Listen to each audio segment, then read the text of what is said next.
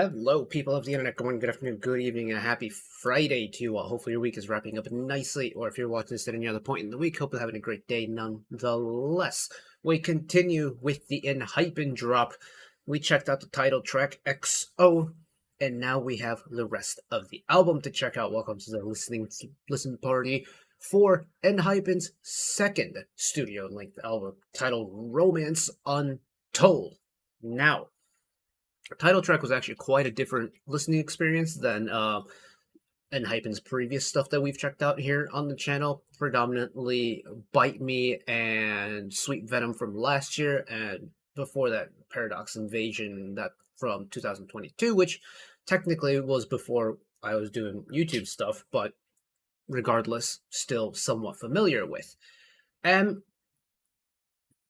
because of it, I don't really know what to expect when it comes to this album. I don't know if we're going to get something that's a little bit, more mysterious, a little bit more supernatural, if we're going to get kind of some classic ENHYPEN bangers in the store reserves on the B-sides. I don't know really what to expect, but regardless, I'm very excited for it because we get 8 songs to go through, and we'll listen to the title track again because, well, the MV had a whole bunch of cinematic breaks in it, and I want to hear the song start to finish uninterrupted. And one little bit of admin to get out of the way. I don't know if B-Lift blocks album listens or not. Mainly, I can't remember if they do. But in the off chance that they do, you'll find a link to the uncut version of the album listen in the description. So you can go over there if you're at all interested. Because if this does get chopped up, this will be very chopped up on the YouTube side of things. So just keep that in mind. But we've got tons of music to get through, so let's get through it sharpish, shall we? Here we go!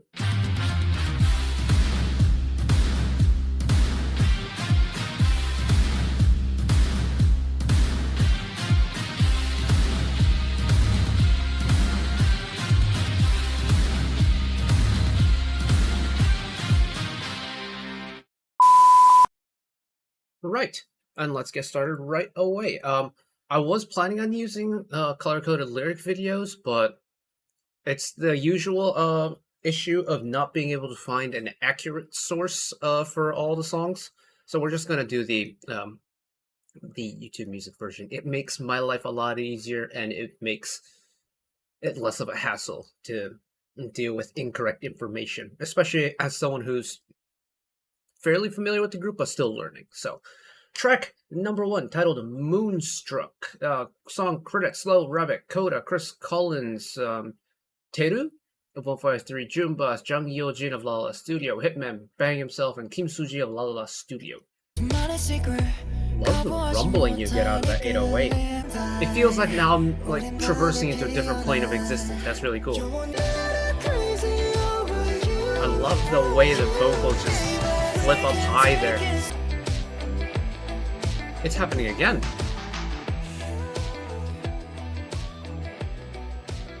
Wow. I wonder if this is going to be a composition style for this year.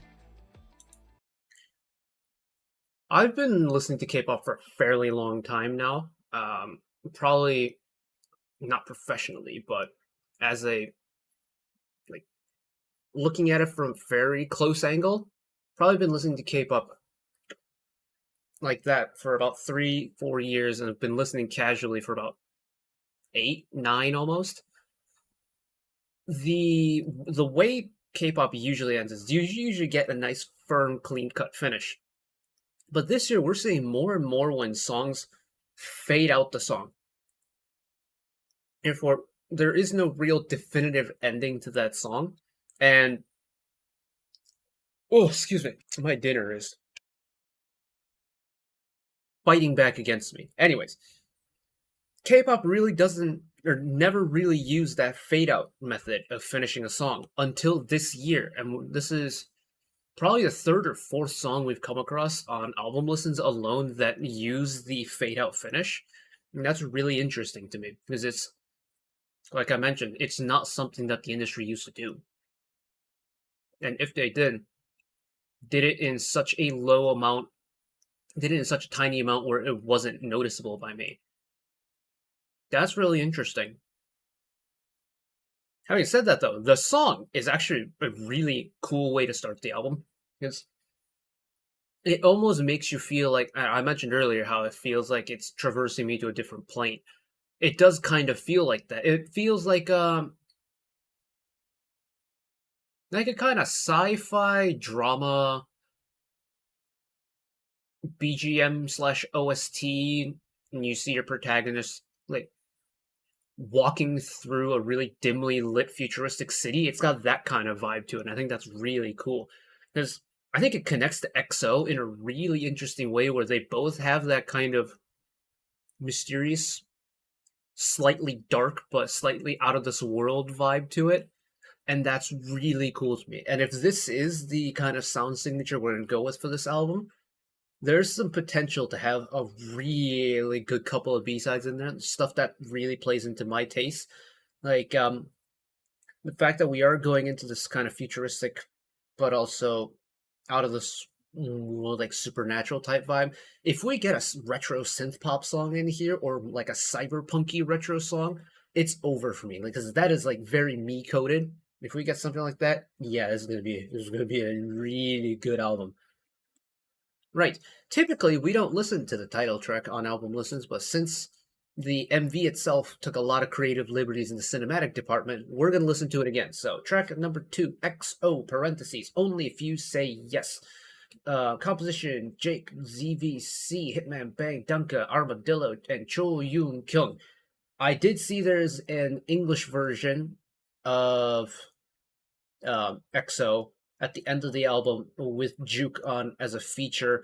We won't listen to it. We don't usually do language remakes. I know we did it last year with Sweet Venom era and with the Bella Porch feature, but I'll listen to the Jake feature in my free time, mainly because time is a little bit of a constraint today as well, so apologies for that. But let's go and move on. And a reminder, I've listened to this already in MV form, so I know what the song is like. I just want to hear it in one sitting, in one piece. Does the reverb feel a lot more closer in the studio version than it did in the MV, or is it just me? Yeah, the mixing feels a little bit different than in the MV. Yeah, overall, it's not really a firm song, is it? This chorus, this second half of the chorus, was very cool. I didn't love that the first time around. You get a more syncopated, sharp rhythm in the downward direction first time, and then it's more consistent and smooth second time. That's cool. Yeah, hearing it in context in one sitting now, this first half of the chorus feels so tame in comparison to the second half.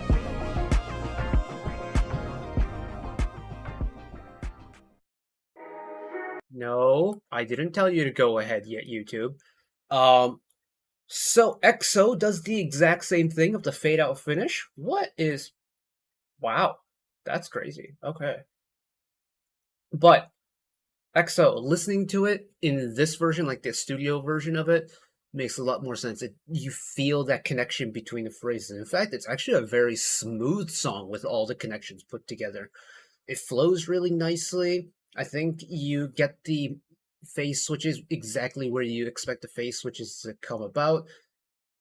That secondary elevated chorus, I think, hits harder in the recording version than it does in the MV. It's because you feel that energy change as you go through the song without being interrupted with the cinematics.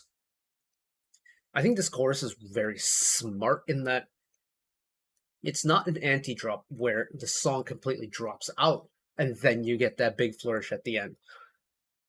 When the chorus initially comes around, there is a very small bit of an increase there, and it's noticeable. You know exactly when the song goes into that chorus. But then it happens again, and when it happens again, it just feels so much more than what you normally kind of expect after a chorus of that nature. Like, with the way the first half of the chorus starts, you don't expect the second half to be that loud and almost like... What's the right word? What's the right word I'm trying to think here? Psychedelic. No, that's not it. Wow, I can't think of words today. But let me like act out how that chorus feels. So first chorus happens. I'm in Zen mode. And then the second chorus comes around. It's like it's like everything. It's like going light speed. You know. And I think that effect is very effective. And it's that is kind of like the selling point of that song for me, is the two-phase chorus, and it highly approve of it. Anyways, let's continue. Track number 3, Your Eyes Only. Composition, song credits: Mike Daly, Sweater Beats, Patrick J.Q. Smith, Tony Ferrari, Wonder Kid, Hitman Bang, Danggut, Kim In Hyung, Hwang Yu Bin, and Mal of La La La Studio. I love how relaxed the vocals are here. Like, they're not sharp and firm, saying on pitch. It's kind of, they're really casual with it. This one's got a really good groove to it. It's super easy to listen to. It's all very soft on the ears. Nice plucky bass, but also, again, a nice rounded soft tone, nothing firm and sharp.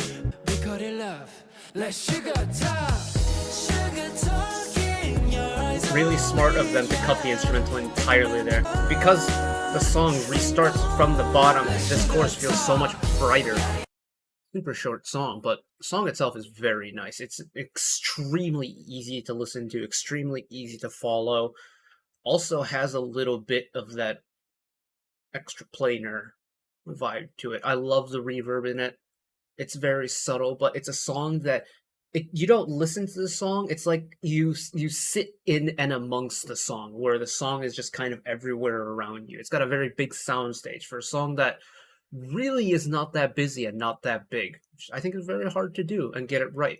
And they got it right for me. It's an everyday song, stamp of approval, where I could pop the song on in the morning in the train or on the bus to campus, on the train ride back, going to the grocery store, walk to the post office, doing laundry at home, cooking up dinner. It really does kind of go anywhere it wants. And with it being such a soft song, it doesn't really require full bodily participation, if that makes sense. You know, certain songs almost kind of involuntarily make you physically join in on the song, you know, do the choreo or dance along to it.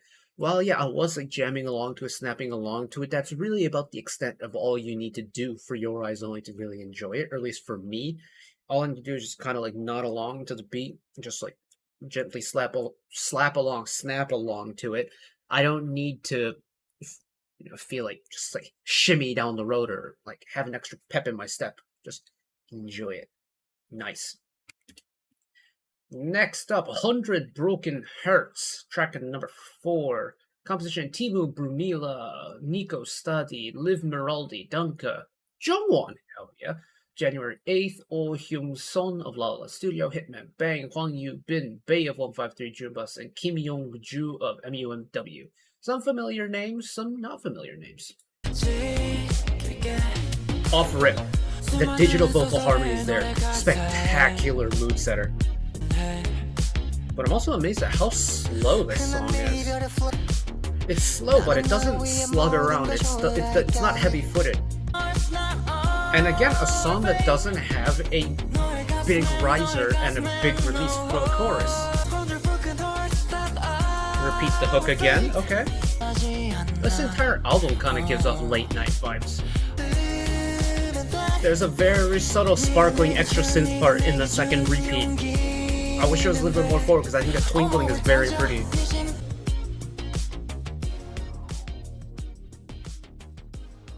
And again.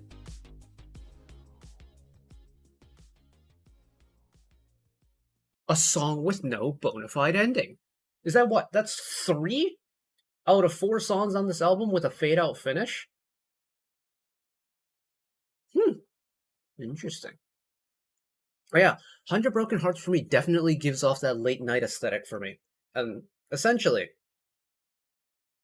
if you've ever seen an OST Saturday from me, or frequently watch the OST Saturdays from me, then you'll understand where I'm coming at. But essentially, the late night vibe is the type of music that you would often see that accompany a scene in a drama where it's depicted at like 11 p.m. Whether it's, the protagonist coming home from a long day of work and they're at home. Say the blazer's been thrown on the seat, and protagonist walking around, loosens the necktie, whiskey on the rocks in his hand, looking out at the cityscape, or maybe something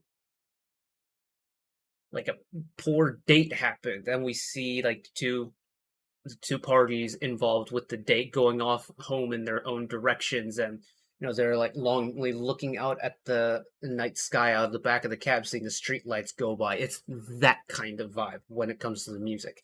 100 Broken Hearts for me gives off the most late night vibes from this entire album so far. And this entire album kind of has given off late night vibes a smidge. And I think that's really neat. It's the fact that, this is a slow song. I mentioned that right at the beginning, but it's slow. But it's not heavy slow. It's actually pretty light on its feet. But it doesn't go at anything like ludicrously fast. In fact, it doesn't even go at a pace that's like remotely fast. But it never feels slow. It never feels heavy. And there's a really pretty twinkle to it. And I think that also pairs into the late night vibe as well, especially when we get the main hook the second time around. There's an extra like twinkling synthesizer that's really far back in the mix and kind of muted, that really kind of gives off an extra little bit of it gives off a little bit of extra that, and it really makes it for me. And it's why I said I wish you could hear it a little bit more, because I think it's super pretty what the almost like sharp as in cuts through, not sharp as in like tone, but that sharp and treble loaded twinkle you don't really get anywhere else in the song. And I wish we got more of it. But overall, the entire song is actually very cool. Very nice. Interesting why we have such a soft song in the middle of the album, though. But one way to find out, I guess. Because we continue with track number 5, Brought the Heat Back. Composition, Circuit, Inverness. Shout out my Scots. Jay Hard, Jesse Sate, John Hitman, Bang, Dunker, Huang Yu Bin. Man, I haven't been to Inverness since I left the UK. Cool place. Very nice. We got pace. We got punch. We have pace. Alright. Little disco string action. This one kind of cooks. Hold on a second. It kind of gives me DNCE vibes a little bit. Nice and big, but it's not like an imposing big. I mean, once that white noise riser dissipates, we're just back into the groove again. Extra little synthesizer for the chorus.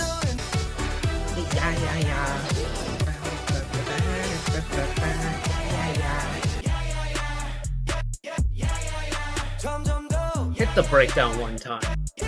First of all, that panning ad-lib was really cool, and then the little stutter step into the final chorus, also very cool. Nice firm ending at the end, too. Brought the heat back. This one, for me right now, is B-side of the album. It's got a really terrific vibe to it. The energy is great. It's nice and bouncy. It's loud in all the right places, in all the right ways. Again, it's the whole synthy element to it. It's also a different kind of direction and almost different age when it comes to the song. Like this has hints of the kind of disco funk era. Not very like evident and not like a standard way of using it, but very subtle, composition cues and little instrument samples and stuff like that. And that's really neat.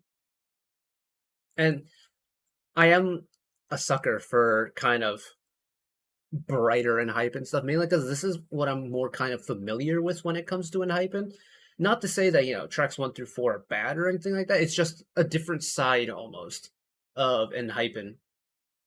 And now that, we've got a little bit of pep back in our step, it's recharged the album listener a little bit. Considering Moonstruck, EXO, Your Eyes Only into 100 Broken Hearts is a very kind of linear graph in terms of the energy curve. At least that's how I like to explain it. It's a pretty consistent curve. But Brought the Heat Back, it just bumped that up a little bit. It's recharged the album and given the energy to the album so that we can continue. Should we have that same linear progression of the energy curve, we're not going to bottom out early. We've got to recharge, and now we can kind of slowly eat off of that energy. And I think that's very smart, especially following 100 Broken Hearts, where it is significantly, slower song. The pairing of it really is like the yin and the yang. You slow it down, and then you speed it back up again. You need one to have the other. and I'm very pleased with that. Nice. Track number 6, Paranormal. This is a very long credits list, so bear with me. Credits: Count Baldor, January 8th, Hitman Bang, Gabriel Brandes, Max Linedoch. Oh, Max Linedoch Graham, Matt Thompson, Slow Rabbit, Dunga, Young Chance, Good Kelvin, Ollie Pop, Ryan Laurie, Moon Ji Young of Lawless Studio, and Huang Yu Bin. Again, some names I'm familiar with, some I'm not. Okay, we are giving it some beans. Interesting song that doesn't have a lot of middle. You have the high synth, you have the vocals, and then all 808 and percussion. Nothing in the middle. Develop the sound, keep it developing. Not the biggest chorus release though. Hello, gang vocals. You know, for an energetic song of this nature, it's once again a song that doesn't have tremendous amounts of energy changes throughout. Having said that, you do feel the kind of rush of the pace. Finish it with the gang vocals.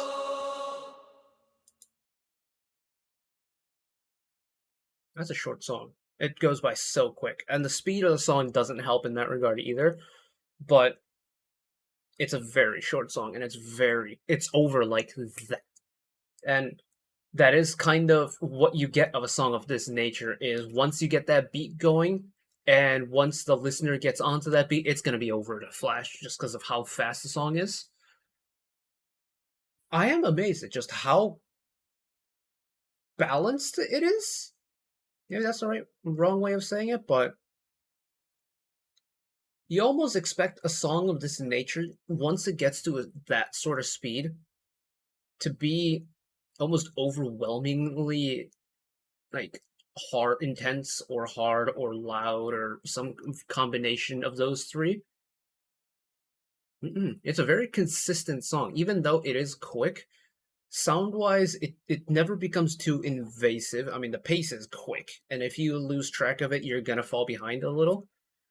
But it's not a song where, when that chorus comes around, it's like, hey, I'm here, you have to pay attention to me. It's more of a groovy type, fast-paced song, and that's honestly very fitting for this album, I think, because even though we've had some energy changes, especially with, Paranormal and Brought the Heat Back, I just clocked it. The song Brought the Heat Back is titled that because we're bringing the energy in the album back. That's very cool. But besides the point, like, even with two back-to-back, intense songs, like on paper, intense songs, the overall execution of all 6 songs so far has been more on the groovier side. And that's really interesting to me. I do like the song, though. Even though it's very short and it feels very short because of the speed of it, when it's around, it's actually quite a good song to listen to. Alright, track number 7, Royalty. Credits: Benjamin, Vaughn, Oliver, Pearl, Lion, Danka, Hitman, Bang, Cho Yoon Kyung, Ellie Sub 153, Junbus, Yi Hyung Sok of PNP, and Cha Yu Bin. Okay, so this one's a little bit brighter, but definitely leans more into the grooviness from earlier on the album. The bass is having some fun, though. Now, this song also has a very pronounced chorus.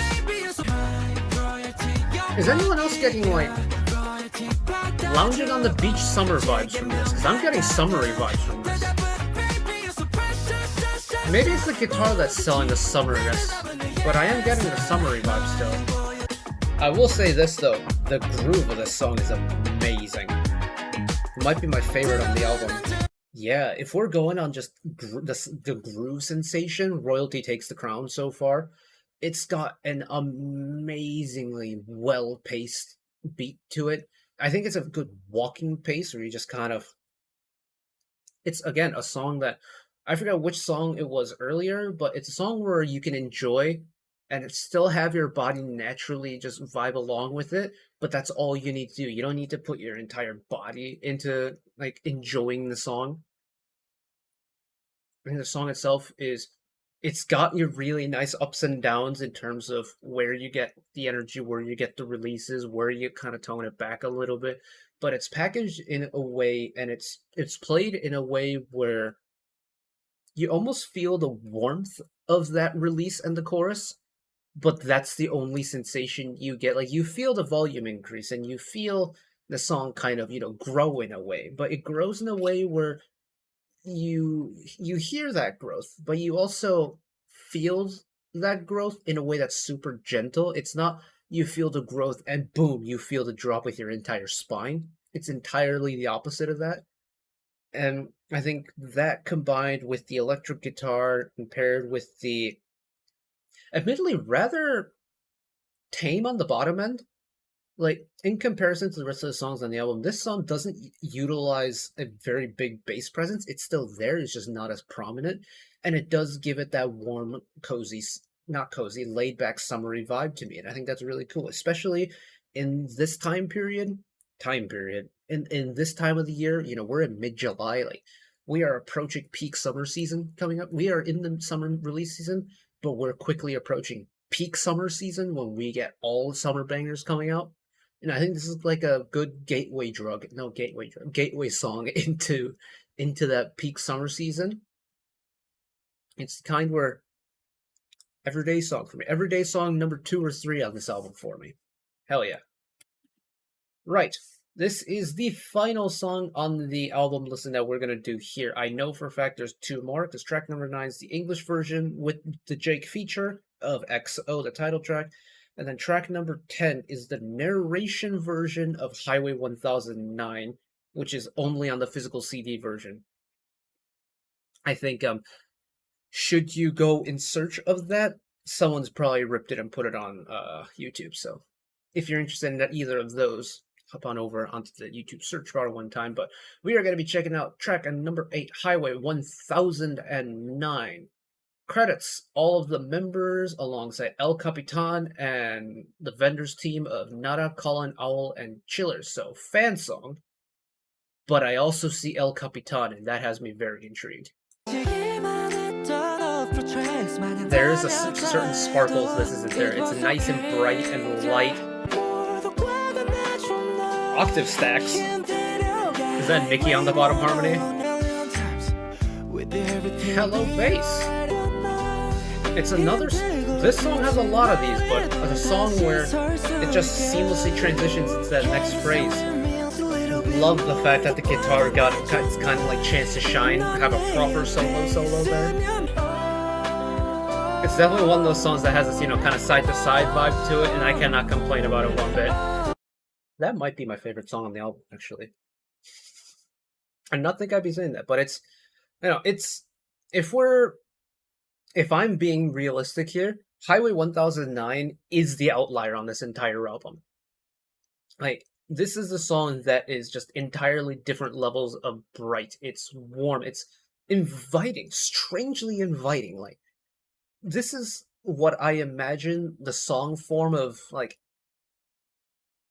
giving out hugs would be like. It's so soft and it's so pretty, but it's so warm and it's so inviting and it's very friendly.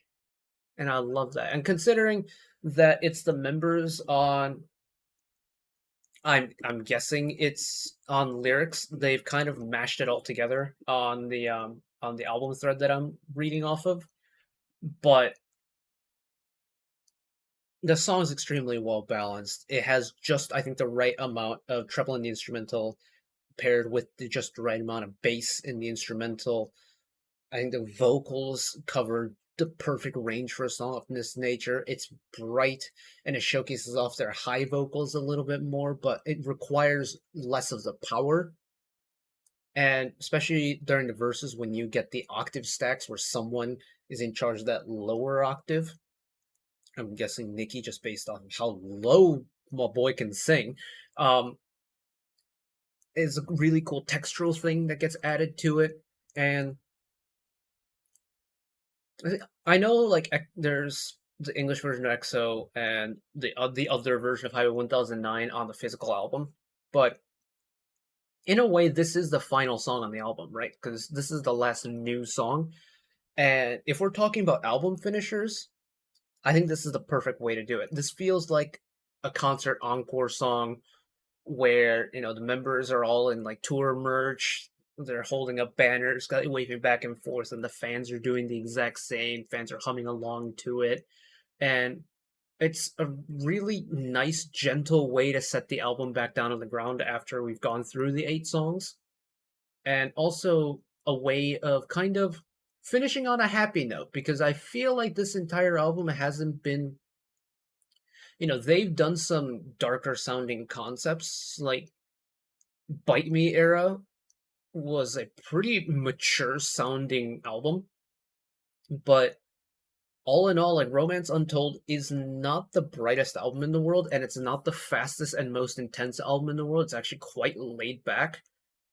So to retain that laid back vibe, but also kind of end it on the happy note with Highway 1009, I think is terrific, and it's highly approve of the song and where it's been placed. Now this is an interesting album for me because there is for me an overall vibe of casual, laid back, and a little bit more vibey, a little bit more groovy than some of the more poppy, intense stuff that we've gotten from ENHYPEN in the past. Nothing wrong with that, of course. It's just me as a listener, I need to be in a certain mood, I feel like, to enjoy this album. There are certain songs, like individually, I could pop on at any point in the day and be fine with. But if I'm gonna listen to this entire album, I need to be like in a certain headspace, in a certain time of the day. And I think in terms of time, say as soon as I start dinner prep, through eating dinner, washing the dishes, and then getting ready to take a shower to go to bed, I feel like that's the rough time throughout the day to, I think, really enjoy and savor this album. Just because, sure, you have songs like "Brought the Heat Back" that turn up the energy a little bit more, but overall, it's a pretty tame album in terms of it's an automatic album where you just press play and you let the music flow through your ears, and that's kind of all you need to do. And in this kind of early to not early to mid, but let's call it early summer season, where you are getting quite bright and poppy music just in general in comparison to, say, 3 months ago, or even first thing at the beginning of the year in January and February when it's still winter. You're going to get more cozier stuff then. You'll start to get some brighter music in the spring, and then you'll start getting the party bangers in summer. So I think in that context, having an album like Romance Untold, where it takes a step back and it lets you almost enjoy the warmth rather than partake in the warmth, I think is a really cool idea. Is it my favorite ENHYPEN album on first listen? No. I quite liked the album off Paradox Invasion when I listened to it. Actually, let me go and find the ENHYPEN page. Dimension Dilemma is probably my favorite. What era was that? Tame Dash, then Attention Please. Just a little bit.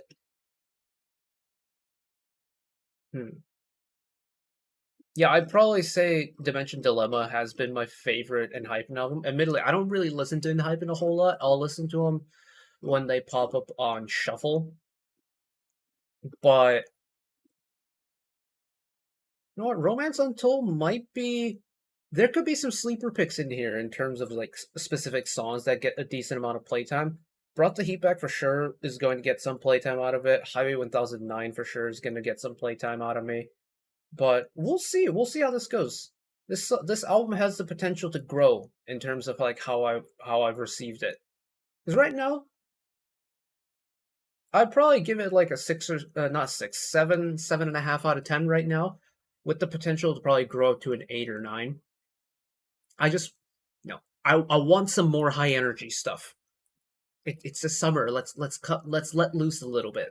And I mean, ultimately, that's just one dude's opinion on the internet. So, if you enjoy this album, do get some playtime out of it. I mean, if this album is for you, go ahead and enjoy that album. I'm not going to stop you from doing so. And I can see myself going back to this. So, we're going to wrap it up here. Thank you all for listening along with me. Hopefully, you enjoyed it as much as I did. One last request from me today: let us work together as a community to bring a little bit of extra happiness back into the world, whether it be checking with your friends and family, holding the door open for somebody, or even picking up a piece of trash off the street. Just one small act of kindness to may brighten up someone else's day to day. And know that wherever you are in the world, should you ever be going through a tough time in your life, for whatever reason it may be, even though I'm just some guy on the internet who waffles about music in his free time, and you know that I will always be a friend, ally, shoulder to lean on whenever you need me. So take care of yourselves, take care of each other, spread the love, and I will see you next time. Bye bye.